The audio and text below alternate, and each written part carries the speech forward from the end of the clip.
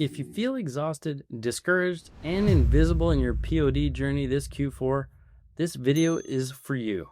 Because 2026 is coming fast, the trends are shifting even faster, and most sellers are about to repeat the same mistakes that burned them out this past year. You've been working your ass off. Hundreds of designs, ads, listings, mock-ups, the whole thing, and sales still aren't there. You're not lazy, you're not broken, but something is definitely not working. If you stick to the end of this video, you're going to walk away with a clear breakdown of the 5 biggest Pinterest predicts 2026 trends, the emotions behind them, and the exact POD products that actually fit. Plus, I'll tell you how to get my monthly list of 15 micro trends and cross niche ideas with start and stop listing windows, so you know exactly what to work on next and what to stop wasting time on. The first one dropped on the 9th, and the link disappears at the end of every month. All right, let's get to it. So every December, a wave of panic hits the POD world. New trends drop, new aesthetics pop up, and sellers lose their damn minds trying to keep up. Instead of thinking, which of these trends actually fits my vibe, or how do I design for the emotion behind this, most people launch straight into panic listing. They see Funhouse, Afrohemian, Neo-Deco, Extra Celestial, Earthy Vibrancy, and immediately jump to, I need to list 50 designs for each of these today. That's the same speed trap I spoke about in the last video. It's the fastest way to burn out and end up with a shop full of noise. You think you're being productive. You feel like you're doing the work. But you're skipping the question that actually matters. Does anybody even want what I'm making? Speed doesn't create connection. Quantity doesn't build trust. And trends mean absolutely nothing if you don't understand the emotional hook behind them. 2026 is not about going faster. It's about slowing down just enough to design intentionally. Now, I know you've heard the pottery story, right? Make more pots, get better at pots. People like to twist that into upload more designs and you'll get better at POD.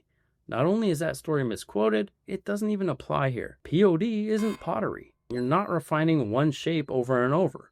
You're not repeating the same exact form. You're designing for different ideal customers with different emotional triggers inside different aesthetic lanes. Funhouse isn't Afrohemian, and Neo-Deco isn't Extra Celestial, and Earthy Vibrancy isn't just boho. These are 5 completely different creative languages. So the idea that blasting out hundreds of rushed designs are magically somehow going to make you better, that's not growth. That's panic disguised as productivity. The sellers who are going to win in 2026 are going to be the ones who understand that the emotion behind the trend is what matters most. Let's talk about why so many sellers feel stuck right now. You're practicing, but you're not learning. Uploading isn't learning. Views aren't validation.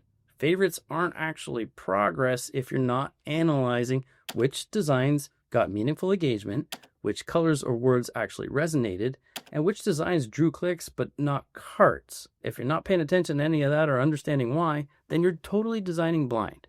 You're stuck in that loop of upload or refresh, hope, and repeat. That's totally not creativity. That's just gambling with your time. The 2026 trends only actually matter if you understand the emotional subtext. Funhouse, chaos, color, and playfulness. Afrohemian, heritage, craft, culture, rhythm, and texture. Neo-Deco, polish, confidence, geometry. Extra Celestial, escape, wonder, and even surrealism. Earthy Vibrancy, a sense of grounding, calmness, nature. Your job isn't to copy the aesthetic. Your job is to express the feeling so someone sees your product and thinks, that's me, or I need that. Practice is good. Super important, but practice without intention is just more of the same noise. Now let's shift gears because there's something most people never admit during trend season. A lot of creators just don't feel inspired. They feel overwhelmed. New trends make everybody question everything. Do I need to change my entire style? Do I need to rebuild the whole shop? Do I need to jump into all these aesthetics all at once? That internal chaos is what drains creators faster than anything else.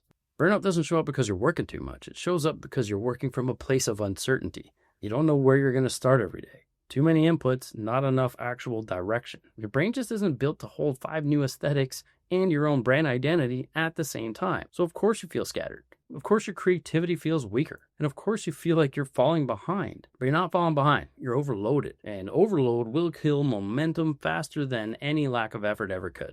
So here's a real fix. Now this is not hype or, hustle. Just clarity. Trends shift, but your voice doesn't have to. You don't need to become the Funhouse Person of the Year or the Afrohemian person. You need to understand how you translate that trend through your lens. Clarity about emotion behind each of the 2026 trends. Once you understand the feeling, not the colors, you gain control. The aesthetic becomes a tool, not a cage. And clarity about who you're designing for. When you know your ideal customer, trends stop feeling like 5 new jobs. They become 5 new opportunities to reach the same person in a new way. And clarity about pace. You do not need to execute on everything right now.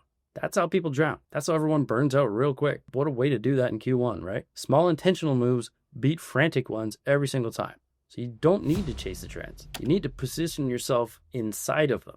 And to make all of this way easier and digestible, I'm going to break down every Pinterest predicts trend on this channel over the next few months. You'll get product picks for POD, step-by-step design walkthroughs as usual, how to cross niche trends with your existing vibe, and how to avoid trend burnout. Also, how to make these aesthetics fit you instead of changing your whole identity. And if you want even deeper guidance, every month I'm releasing a list of 15 trends and micro niches that you can use to grow your shop intentionally, not reactively. And each list will include what's rising, what's fading, the exact start and stop times for listing windows, cross niche ideas, some things to avoid, how to stand out, and a list of prompts for each of these ideas that'll work inside a Kittl or for Nano Banana or ChatGPT, even inside of Videogram and Midjourney if anyone's still actually using Midjourney. If you want January's, the sign up link's pinned in the top comment. You also get strategy, mindset, and focus tips to keep you sharp in 2026 as part of being on my email list. So some clean takeaways here. Trends only work when you understand the emotion behind them. Faster isn't better, clearer is better. And you don't need new aesthetics, you need alignment. Buyers don't respond to speed, they respond to you get me. I promise you, 2026 is going to reward clarity, not chaos. If you've been building blind, jumping from one trend to the next, or feeling like you're losing momentum before the year even starts, just stop. You're not behind, you're not out of your depth, you just need direction, and now you should have it. Subscribe so you don't miss the deep dives, drop your niche in the comments so I know who I'm helping, and get on the email list before January's trend list disappears. Let's make 2026 the year you stop reacting and start building something real on purpose.